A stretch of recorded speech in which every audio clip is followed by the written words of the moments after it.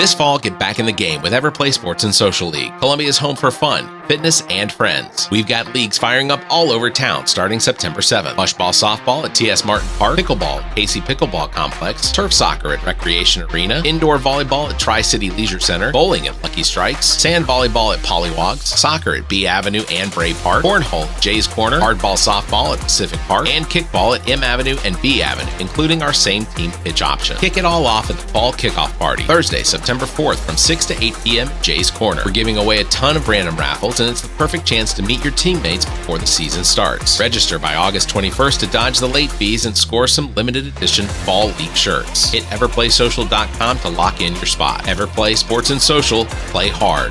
Party harder.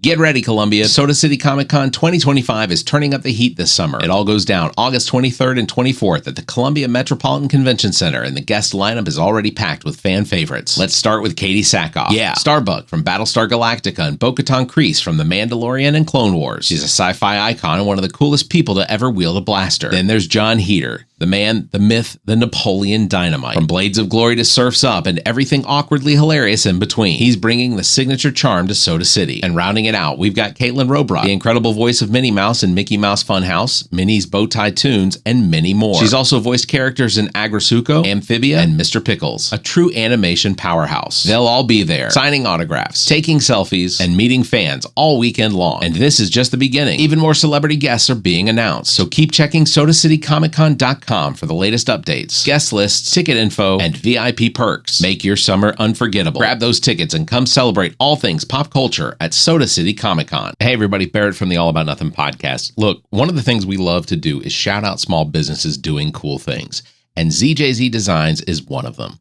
They make these awesome seasonal and themed t-shirts, and they're not just eye-catching, they're high quality. I've ordered a few, and they've held up in the wash after wash. Plus, it feels good knowing I'm supporting a creative shop, not just feeding the Amazon machine. So if you want something fresh, funny, and made with a little extra heart, hit up ZJZDesigns.com. You'll definitely find something there to love. ZJZDesigns.com. Check them out. The All About Nothing podcast may have language and content that isn't appropriate for some. Listener discretion is advised. Welcome, Nothingers, to the All About Nothing podcast. This is episode number 267. I am Barrett Gruber, joined by Mr. Zach King. Welcome, Zach. Welcome, Barrett. Thank you. I appreciate that. Welcome, Bill, to the show. You don't welcome the host too much. Yeah, that's true. I don't get nearly enough welcomes. Welcome, Bill. I'm not going to let you say anything. I'm going to jump right into it because I'm excited to get into the show. Please subscribe and share.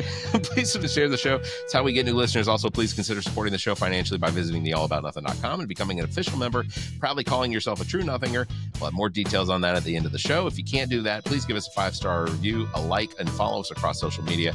You can find all of those links at theallaboutnothing.com. Let me see. I don't have it in front of me, but I know we do have a couple things coming up. The Everplay Sports and Social League is the sign up is going on now through the 21st of August. So do that. You can go to everplaysocial.com for all the links and details on all of the leagues available. As well, 10th Masters of Putt Putt is coming up on August 23rd. You can sign up by August 22nd. You can do that over at Everplay Sports and Social as well. So make sure you do that. All right, we're going to get into it. This week, we are thrilled to welcome the voice actress Kaitlyn Robrock. She is the current voice of Minnie Mouse in popular Disney shows like Mickey Mouse Funhouse, Bo Tunes, and The Wonderful World of Mickey Mouse. Kaitlyn has also voiced Tommy Goodman on Mr. Pickles, as well as Mama Named Me Sheriff. She is Retsuko on Agrisuko. Almost Retsuko's mother. Retsuko's mother, that's right. Oh, you're Retsuko's mother. That would have been important details for me to have put in there, but thank you. As well, she is Felicia Sundu in Amphibia. Right. Okay. Kaitlyn is also one of the featured guests at this year's Soda City Comic Con, August 23rd and 24th at the Columbia Metropolitan Convention Center in Columbia, South Carolina. Details and tickets available at Soda City Comic Con. Welcome, Kaitlyn Robrock, to the All About Nothing podcast. Thank you for being here. Yay! Welcome. Thank you for having me. It's nice to meet you. It was one of my biggest regrets that we didn't get to sit down with you at Coastal Comic Con, because every time we came up to talk to you, you had a long line, but then like we'd look over and Matthew Wood had nobody in line, or Ross Marquand only had like 1 or 2 people. So it was like, all right, well, we'll just jump in line here so we don't get in the way of the people that Kaitlyn is signing in pictures and autographs and things like that. Well, those are both fantastic gentlemen, so They you are. were not bereft of talent. They are. Matthew Watterson and everybody that was there was just fantastic. Was this the first time you had been Coastal Comic-Con with that group before? Yes, we're all under the same con manager, and it's the first time I was in North Carolina as well.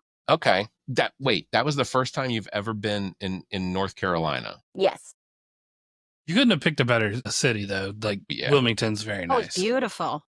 Was there anything special you got to do in Wilmington? Did they take you out to any special places to eat? No.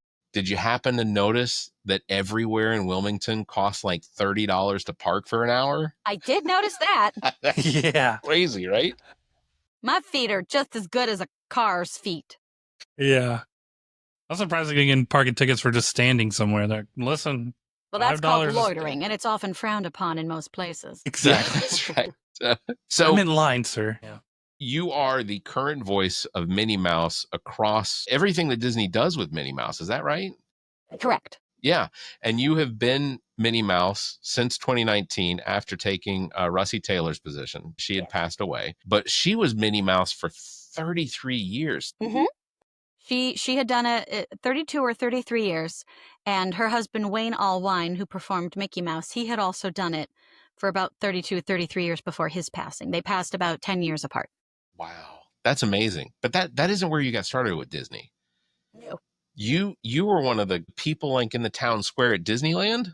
Yes, I worked at Disneyland as a character host, where How we go out with characters. Anywhere a character can be in a park, a host can be. So we would go out and make sure our guests knew, like, oh, the line to meet Goofy is right over here. Please have your books and cameras ready, first come, first serve sort of deal. That way it's Yeah. fair and square.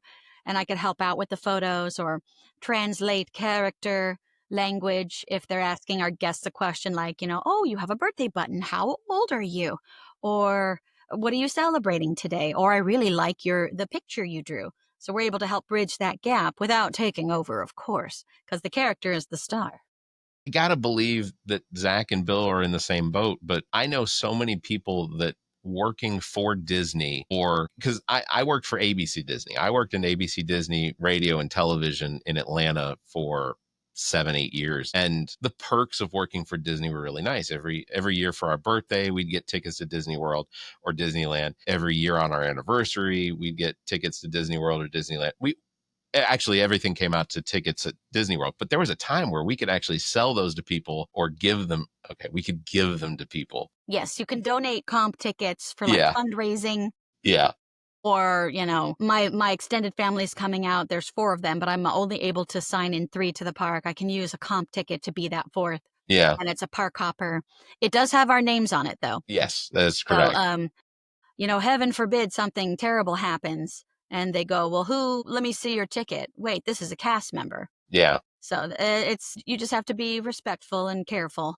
Yeah. And then keep track of where they go. Like, oh, I printed out the PDF and I donated it to this fundraiser. Okay, well, where's the proof? Do you have that website? Do you have the item up for auction to raise money? It wasn't sold. It was donated and auctioned on. You got to protect yourself, and hopefully no one will be mean. Yeah. Well, and just to be clear, this was back in like 1997, 98 when Things there have changed. it was the Wild West. There were no rules. It was those were the days. Okay, there were rules. But so what was I guess ultimately, how did you get started as a cast member at Disney? Was this something that you just, because a lot of the people I know that they're like, it's my dream to work for Disney or to be a cast member or to eventually work my way up into being like Princess Ariel or something like that. I auditioned at Disneyland because everyone in college was auditioning, and I just went with the flow. And they all got hired, but I couldn't be hired at the time because my availability didn't allow for that.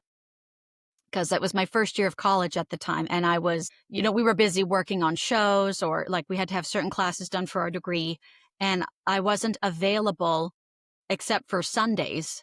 And then like the lowest you could be would be like, Friday, Saturday, Sunday. And I couldn't commit that time to it. Yeah. And then when I could commit the time to it, originally we wanted to help our character friends, but I wasn't the right height to help anybody. And then when everything lined up just right and we found that out, that I couldn't help as many character friends as I would have, like, a few months prior.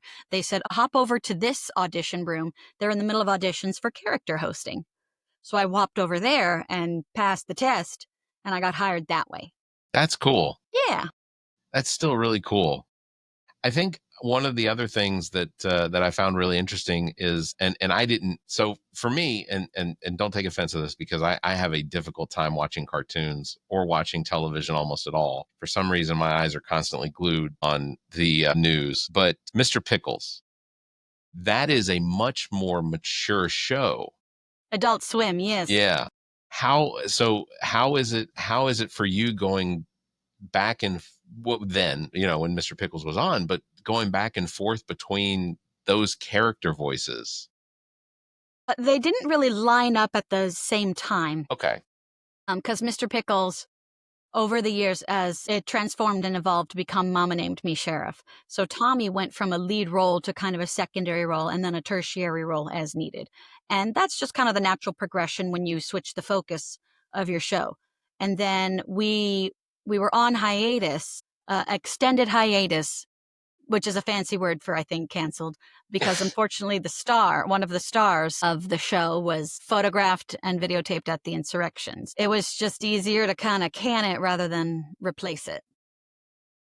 Can't do that. I understood, and the rest of the cast and the crew understood. And there's always something new on the horizon. Yeah. So it was just kind of time for that chapter to close. Or you gonna say, Bill? No, that's crazy. It's just funny because when Barrett was telling me we were going to have the voice of Minnie Mouse on, I was like, let me do a little research on it some more. And I was listening to some of your work, and then I saw Mr. Pickles, and I had watched that show like crazy when it first came out. And it's just crazy to me that jump from Minnie Mouse and Mr. Pickles, that's just a wild gap. They're opposite ends of the spectrum for sure. They are. What was the process like of getting from Disney to Adult Swim, or between? It's a reversal. Yeah, it was backwards. Because Mr. Pickles came first. That was the first show I ever did. That's right. I had read for the pilot in 2012 for the daughter and the girlfriend and the mother. And then at the end of that audition, they said, "Do you happen to do a little boy voice?" So I did a little boy voice that eventually was booked as Tommy. So that was my first big show, and it helped me get an agent. It helped me make a demo. And I did that show consistently up until 2019 or so. And then the focus had shifted and changed. So it was lightening up. And then when Minnie came around, there had been enough time in between that it had kind of calmed down. But that one came about. We filmed the first season of that through the early 2019, and then I booked Minnie end of summer of 2019. So then the first season aired after that, and we did get a renewal of a second season, but it was kind of here and there. Gotcha. So what got you into voice acting in general? I saw Hook when I was 8 years old. So I knew I wanted to be an actor because of Robin Williams. And then 2 years later, I saw Aladdin with Robin Williams, and I realized, oh, that's what I want to do. I want to act like him, but in the cartoons. So that was the big jump of what is an actor versus a voice actor. Right. As a kid, I guess, were you trying to be like, no, it'd be like me, just doing all that, the Robin Williams kind of... Just making up voices, making up impressions, dialects, because he did that throughout the whole movie. And Chicken Run was a big inspiration because there were so many voices, so many quotable lines from that movie. So switching from British to Scottish to American. So those were the two kind of training grounds, in addition to like classic Looney Tunes, Disney movies, the whole gamut. We had a really rich animated upbringing. And just kind of watching anything we could get our hands on. How long have you had sorry, Barrett. Sorry. You're good. How long have you had a Minnie in your pocket, like ready to go? Ready to go? I'd say 2010. I kind of figured out I could do it in 2005, and I was just practicing and refining it. And then I felt confident about it in around 2010, but there's always room for improvement. So I just kept practicing and polishing, but I didn't pull it out for impressions or as a party trick, because I had been strongly advised, when you have a dream of being a legacy character that already exists, there's someone doing that voice, and you wouldn't want the false impression of you're gunning for the role. I could do it better. I could do it cheaper. I could do it quicker. You don't want them to assume that of you when that isn't the case. And there's been some stories around voiceover Hollywood, exactly that, where people have offered to do existing characters for cheaper, or I can do it better, or I can do it faster. And like, well, we don't know that. And why would we do that when we have the voice? And I heard one story, a gentleman approached a very good friend of a voice actor who had passed away at the funeral and offered to pick up the mantle. And like, this is the funeral. And, you know, when Rusi passed away, you know, it was just such a surprise because none of us knew. And I myself admire her so much. I was just kind of melancholy for a few days, which, you know, it's not uncommon. And I didn't talk to anybody or tell anybody anything. My agent knew, but that was it. And then like a friend or two who had kind of been around me that whole time. And then when it took about 2 weeks. And then when the audition came around, I doubled down. I had friends come over I trusted who could listen and see, is it sounding the same? Am I missing something? And then recorded it and submitted it. And at that point, you know, it's out of your hands. Yeah. Did you know Rusi Taylor at all? Not personally. I did get to meet her at June Foray's memorial. Okay. And I was working at Disneyland at the time, so I actually went there. I went to the meeting with her with the intent of telling her, like, some old friends of yours who are still at Disneyland, they say hello, because she had worked with them many times when she would go down there with Wayne to do special events. So I didn't even bring up voiceover or that I was a voice actor. It didn't feel like it was necessary. But working at Disneyland did, because there was that camaraderie there. Well, I just kept thinking, like, that same person who's like trying to get that job of the voice actor who just passed away just is like, does anybody have words to say? And he's like, I do. He just gets up there and he's like, well, Bob's gone. Gosh. Oh, no. So, Zach, I will just say it's a different industry, voice acting, and the respect that people have for voice actors that have had those sort of legacy. Where I came from in radio was completely different, because on just the hint of some disc jockey passing away that had been in his job for 15, 20, 30 years, you go to that memorial service and you go, so I hear you're going to have to replace so-and-so. And the only reason I know that to be a fact is because I did it on multiple occasions where I was at a memorial service and be like, here's my demo. Please consider me. Who did you find to do that? Shame. So we had one of them actually wasn't a memorial service. One of them was I want to say it was an intervention where one of the disc jockeys was being put into a Three Rivers for like heavy alcohol and drug use, and it left his position open. So I approached the program manager and was like, here's my demo. I'm available. You need an afternoon drive guy? That's me. Barrett, you were just like, you really need to go to rehab, buddy. Okay. Barrett and the mule will take over. 9 to 5. I'm not proud of it now. Then I was ecstatic. I thought it took all the guts in the world. Did you get anything out of that? I'm gonna throw stuff at Barrett next time I see him. I did. I actually got the mid-morning show for a little while for like 6 months before I moved on. I picture the studio head just has like suspenders, a tie, and a cigar, and he's like, hey, you know what? Program managers have nothing to be proud of either. You know. I did want to ask you. So some of the credits that you have on Wikipedia, you have A Million Ways to Die in the West. Okay. A lot of movies on my IMDb are for ADR and looping. Yeah. So I knew that of ADR. I knew that they couldn't always bring in the actor that voiced that for some reason. That particular part of the audio had to be replaced or whatnot.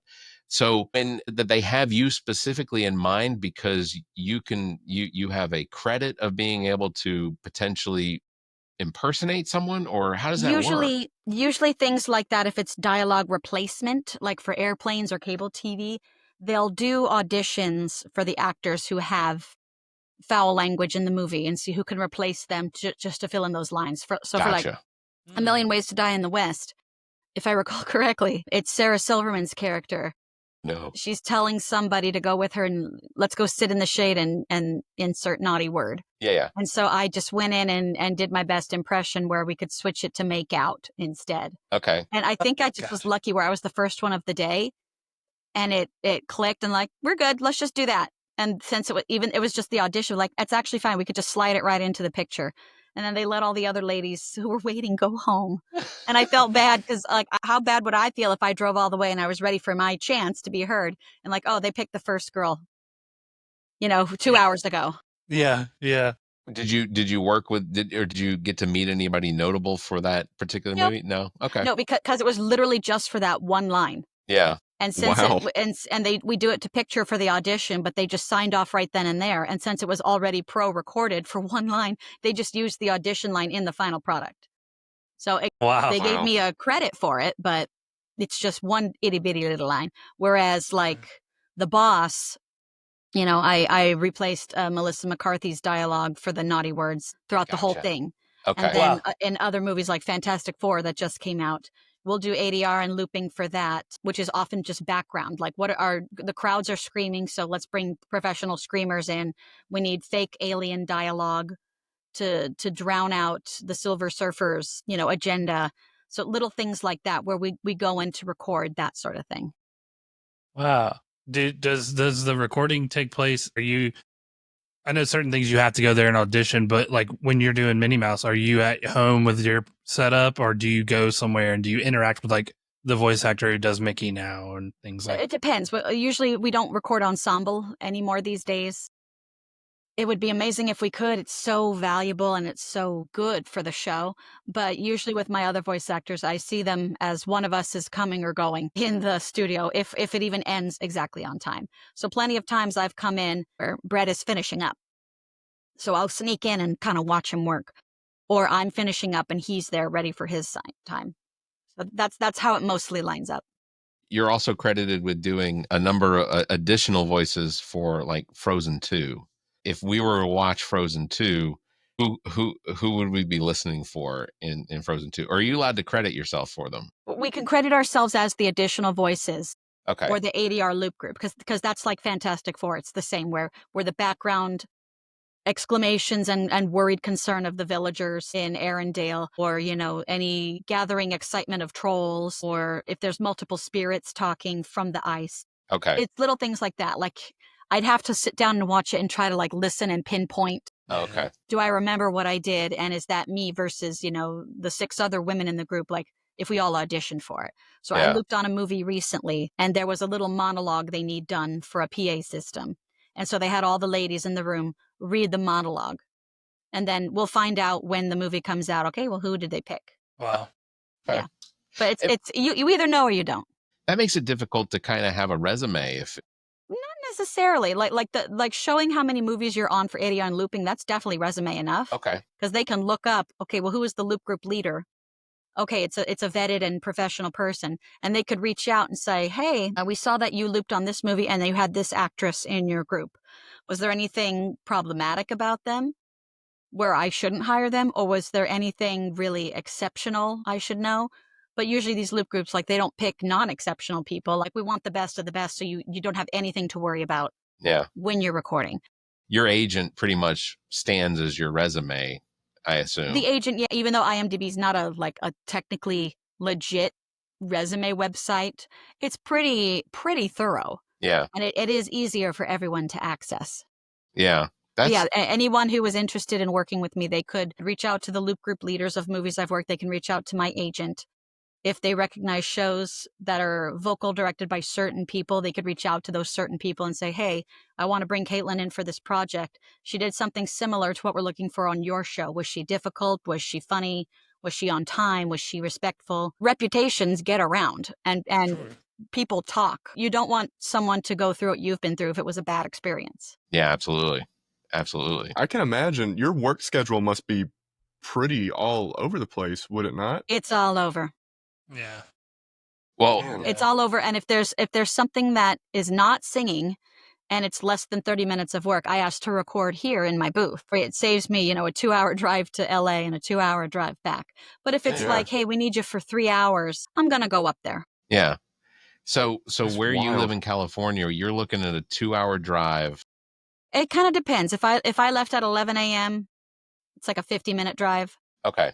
And then hopefully if I leave at 12:30 or 1, it's an hour drive and that's it. But, I have to be there by 9. Well, it's probably an hour and 50 drive.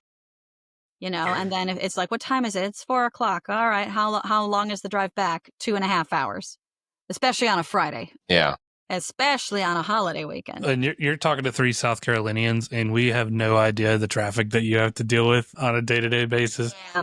Well, Yeah. I grew up in Atlanta where traffic meant, and this was years and years ago, but traffic meant that you were driving 85 miles an hour, bumper to bumper traffic. Like it was, you were riding on somebody's bumper, but you were doing 85, just hoping that 7 cars in front of you, somebody wasn't going to slam on the brakes and cause a chain reaction of death. Yeah. Our traffic is like you move about 5 miles an hour. Yeah. Every couple of minutes, just like. Yeah, I've had to get from Pasadena to LAX in a hurry. That was an event. That was a lot of stressing, but it was. Well, and driving home, I have little tricks and shortcuts and That's good. loopholes I find. That's to good. Cheat the system. So you were. Go ahead. I was just gonna say. I will go. No, I'll go. You hush. Kaitlyn, I wanted to know. I'm going to leave that in. What's one of the times that you went in to record? It could be throughout your career of doing voices that was the most memorable or the most exciting for you, like where you kind of looked around like, I'm doing this right now, or just kind of left an impact for you. Well, I think it would be Thundercats Roar. I went in about 9 times with different characters every time, which was such a good feeling because they trusted me to come back and do something new. Something randomized. And it was Wes Gleason, who's one of my favorite vocal directors and casting directors. And we recorded Ensemble. And it really just feeds off everybody. Like everyone's energy makes it natural, organic. You know how to respond to the melody of your previous actor. That was like Max Middleman, Erica Limbeck, Chris Alex, Patrick Seiss. They were the core group. And then we would have Dana Snyder, who I just adore to pieces. He's so funny. And Jim Mescamin and Andrew Kishino, and just so many good, Trevor Devol. We had so many good actors on that show that would come in and out. And so just knowing like I get to go play with the group again, it was super memorable. And I wish we had more ensemble records, but it was such a feel good show. Your mileage varies on who responded to the show, and everyone's taste level is different, but I thought it was hilarious. I also did not watch the original Thundercats. I was too little. Yeah, so same. What I was watching was just darn fun. Right. That hurts my feelings. I remember waking up and watching the shows when they aired. Sorry about it. Notated by his glasses. Yeah. I think you're onto something with that ensemble. I remember when I was younger and I would watch the original Batman, the animated series. And you would have the behind the scenes with Mark Hamill and Kevin Conroy, and watching them in that behind the scenes just banter back and forth. I don't know if you'd have that same connection had it not been in an ensemble. And then you have the other characters bringing in the Penguin and stuff like that. But for me, I do voices, and I would love to one day to do a voice and, be noted for it. But I thoroughly enjoy interviewing people like you who have been there and seen that and get to share that experience. It's fantastic. Can I ask about the ensemble situation? Like, is there a reason that studios don't necessarily want to do ensemble recordings as much? I think it's because I think it's mostly time and money. Everyone's schedule, can you make it where every actor can be available from 2 to 6 p.m. every Thursday to record? It knocks everyone out in one day in 4 hours. But, can everyone guarantee that? Yeah. With minimal, like, I am not here this day because of a dentist. Okay, we can come in and loop that in later. Like, but if everyone is just so mixed up and no one has the same time available, then you got to just kind of do it whenever it is possible. And supposedly it's cheaper, but I don't see how, because you're renting the studio so often. Yeah. Well, regardless, it's usually just timing wise. How does that work in an ensemble in a non-ensemble recording? Do you wind up hearing, say, the I guess the voice that comes before you, what you then have to say in the script, or how does that generally work? Usually, our intuitions, like for our Mickey Mouse projects, our intuitions are pretty strong. So I can hear in my mind what Brett's going to say, or what Bill's going to say, or what Tress is going to say. And so I'll give a line read 3 different ways to anticipate, well, which way would they choose if I'm answering a question? But sometimes if they know, like, oh, well, Brett was the first to record on this episode, let's play you in with his remark, and then I can jump off of it. Gotcha. So I'd say we do that a solid third of the time. And then sometimes I'm the one who cracks the ice on it, and they'll all follow my lead. Right. Is there any ad-libbing allowed with, or is it Ad-libbing, pretty strict? it's strict enough with the script because, we're on a time crunch. Yeah. And we want to make sure we're not ad-libbing beyond our audience's understanding, since, like, for Mickey Mouse Clubhouse, it is very little ones. Yeah. But we might ad-lib a little bit to, like, oomph up the scene. Or I often get, like, 5-line monologues with no period. Yeah. It's like, well, here, let me kind of rewrite it to say it this way. That way it comes off more structured and comes off more clear. And then we might improv a couple words to help bridge it, but we don't ad-lib too much. Any ad-libbing we do is really kind of just meant to be funny and to entertain everyone on the Zoom call. Oh, Sure. And I've heard plenty of Bill's outtakes, that won't be used, but they were just some fun little improvs. Sure. And it's just lightening the mood. So I there's want to go ahead. Well, go ahead, Bill. I was just going to say, so I'm guessing there's I've heard a bunch of stuff where Tom Kenny is very well known for having the craziest outtakes on stuff, and they just have to, none of it will ever be seen by the public for Nickelodeon. I can imagine that there's a lot of that going on with Disney. Yeah, any actor who's got the comedic chops will just kind of goof around for the heck of it. Fred Tatasciore does, Jim Cummings does, Robin Williams did a bunch of times. There's that hour of unused audio from Aladdin. Right. He just went off on a tangent and well, what do we keep and what do we get rid of? So it's all That's gotta be so somewhere. And funny. I always kind of wish they would have let's animate a goof reel like Pixar used to do, the Yeah. outtake reel. I think that stuff is so funny. It's the best. Yeah. It really is. Well, I want to remind everybody that Kaitlyn is one of the featured guests this year at the Soda City Comic Con here in Columbia, South Carolina on August 3rd and 24th. Again, tickets are available. And they're going to be able to come up and actually get to see you and talk to you. I'll have stickers. So what's your suggestion? When you do these Comic Cons, do you prefer to have, what's your preference on having people bring stuff, or do you prefer to have them maybe purchase any of the headshots or the pictures and things like that? We usually guests of a con, their con manager and the con purveyor, they have a set structure agreement of what do we sign, what is your autograph, any audio messages, things like that. For me, the rule of thumb is we are selling our autographs.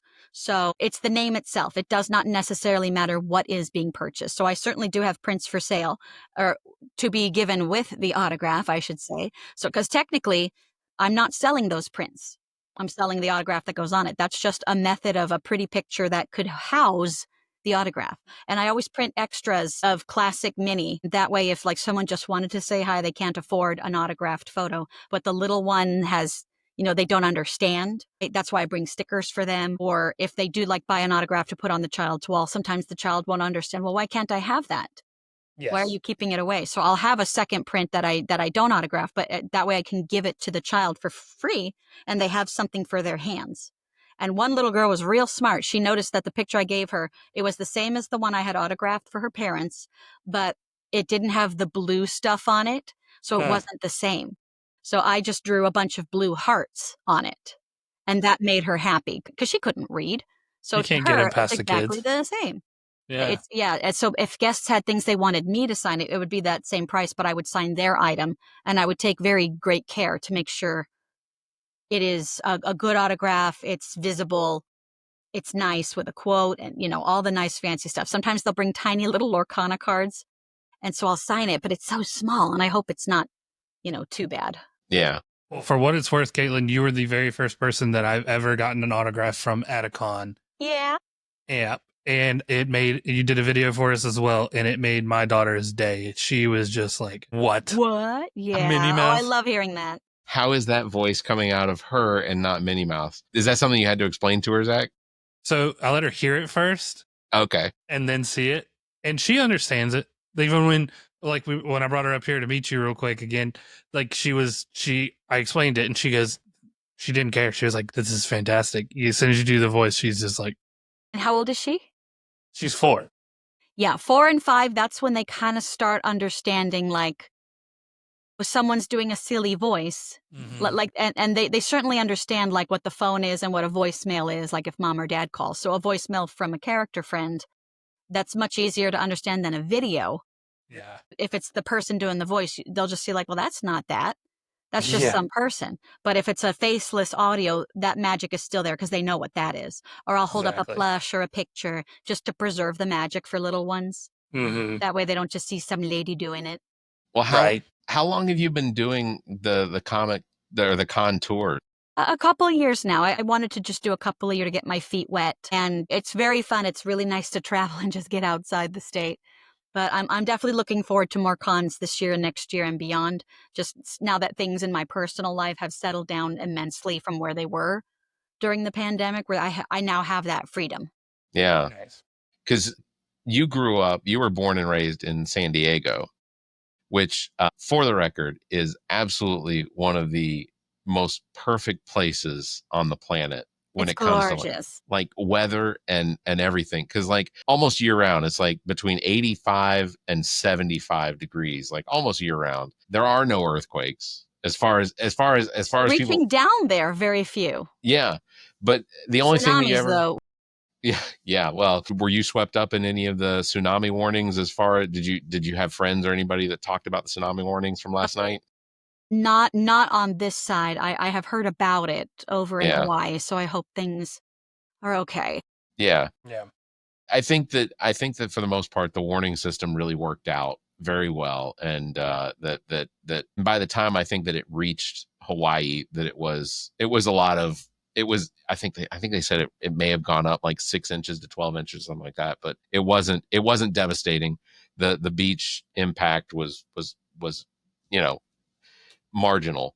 Um, but yeah, that's one of those things. Like I've been to San Diego, and I'm just constantly in awe of how great the weather is there year round, and like the only thing that I ever heard was potentially something that would make deter people from wanting to live in San Diego was, well, one, the cost, but two, the wildfires. But that, and the wildfires can be bad on those years that they occur. But yeah, San Diego is just absolutely one of the most gorgeous things. What was it like growing up in San Diego, though? Well, to me, it felt normal. Well, yeah, that's fair. But yeah, I lived there, until I turned 18, and then I moved to Irvine for college. And then I Okay. moved to Anaheim after I graduated college to work at Disneyland. Yeah. And I'm still here in Anaheim because the commute isn't bad. And I had the plans to move to LA, but when the fire struck earlier, I was hoping to move this year. But when the fire struck, there's families already living in LA who need homes right now. So there's no reason I need to move up when people need it that much more. I'll just keep commuting. And Anaheim is the halfway mark between work and San Diego. That way I could go see my family in San Diego as often as I can. So Angels or Dodgers? Neither. What is sport? Padres? What is? Well, you know what? In all honesty, the only definition I have for what sports is cost. Sure. It's a cost. I mean, I could sit in a friend's truck in the driveway and have my own tailgate party. That's true. That's true. I've done it. It's good.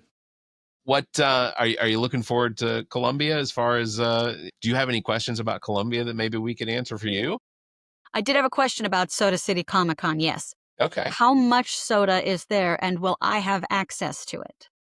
You know what? So that is a great question. And I can tell you that there is a fantastic vendor that is going to be at Soda City Comic Con who actually has one of these really large setups. And if you tell your handler to tell us, we will make sure that you have a cup. And anytime you want a soda, one of us will run down there and get it for you.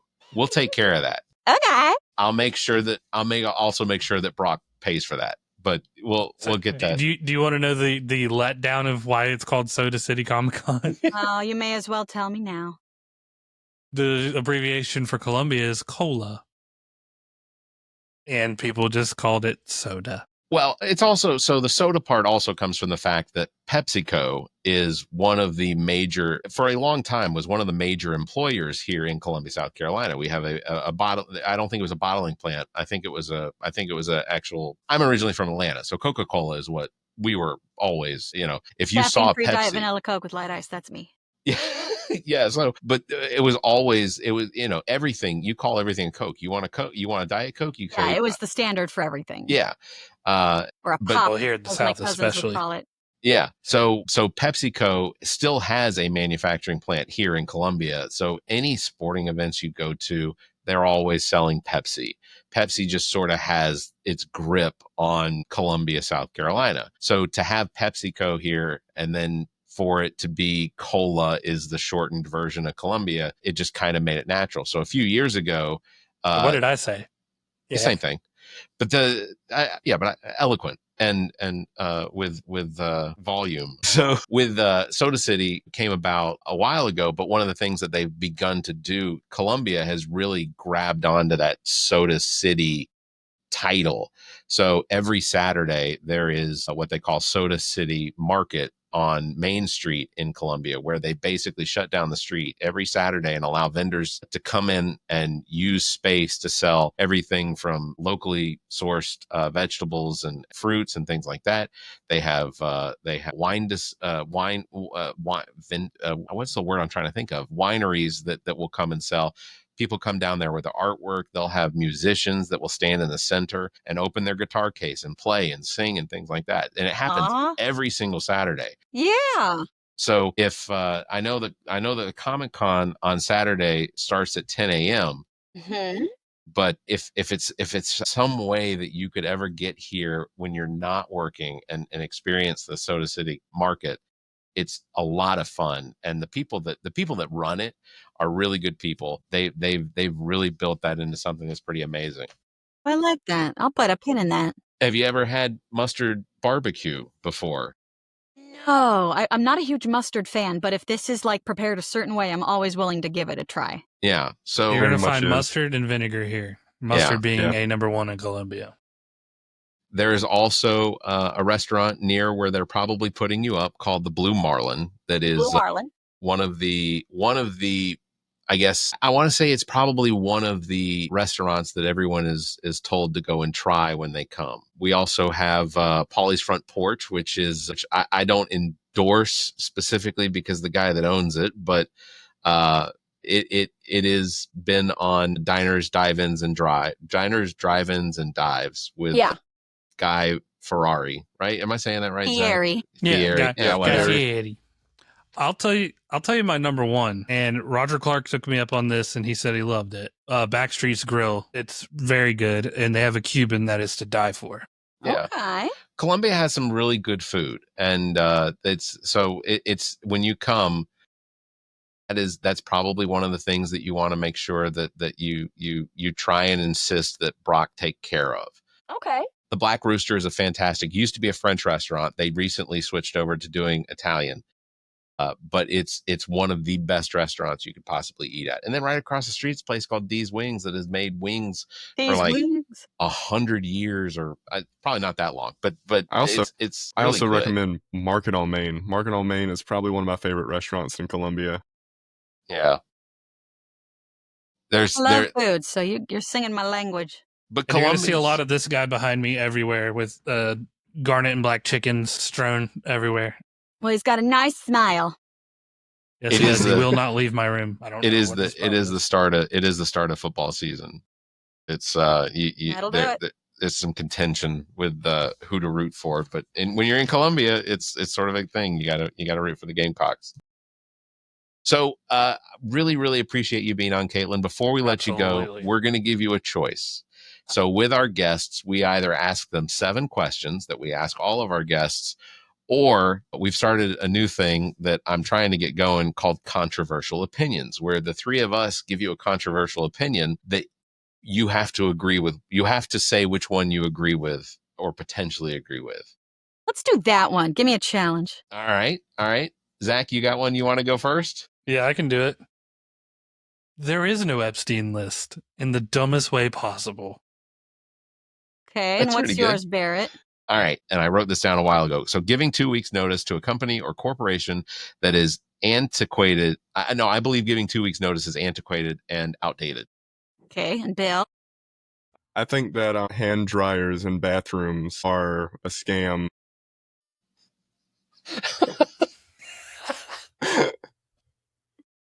That's tempting.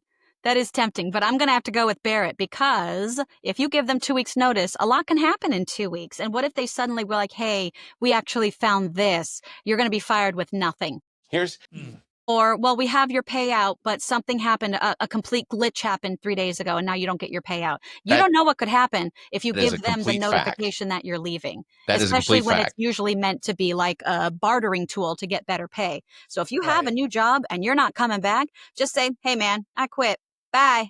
Figure it out. They won't give you 2 weeks when they they didn't fire give you the time off you needed for funerals or weddings or to take care of your wife or like, hey, can you come in? I'm short staffed tomorrow. Like, dude, I'm in Indiana. No, this is very disrespectful of you. What's disrespectful of you? I quit.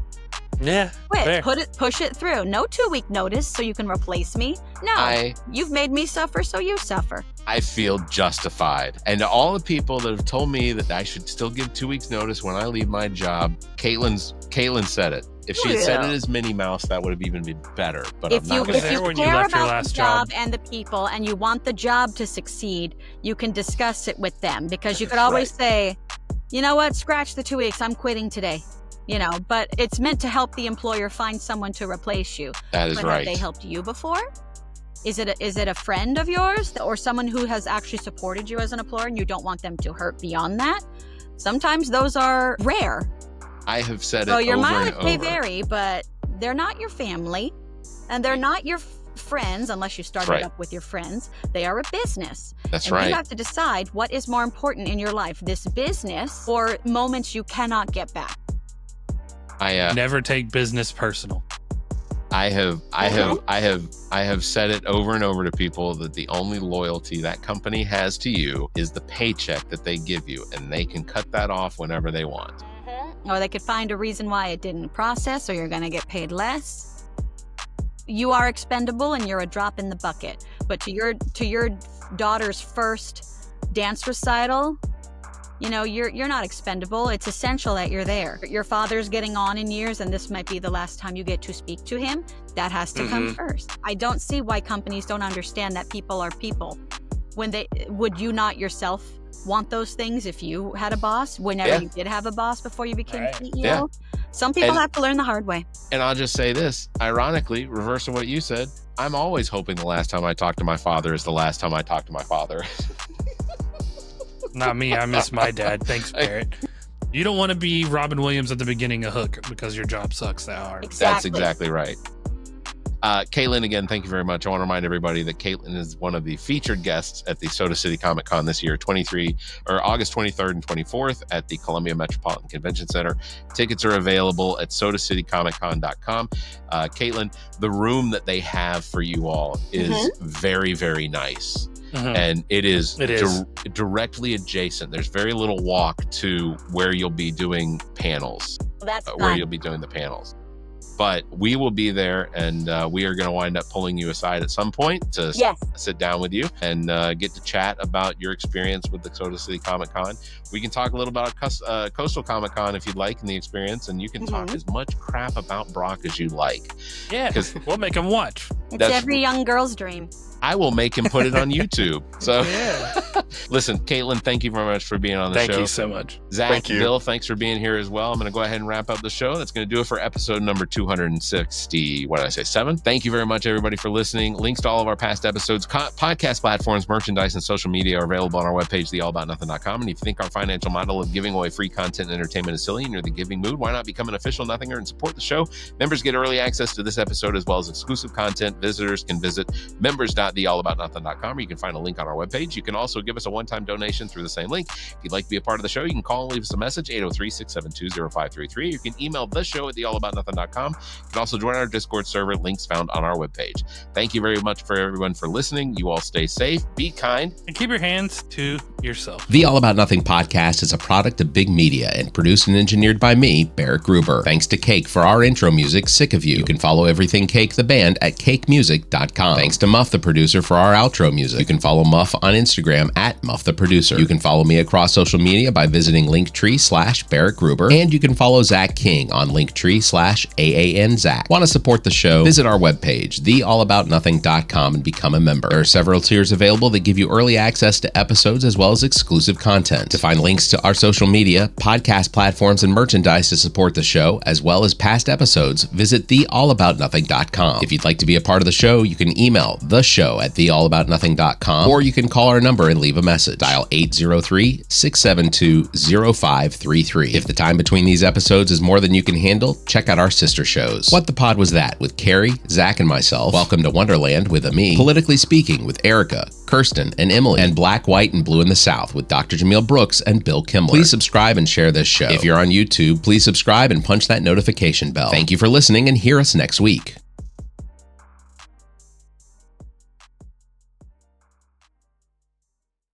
The preceding podcast is a product of Big Media, LLC, and is copyright 2025, all rights reserved.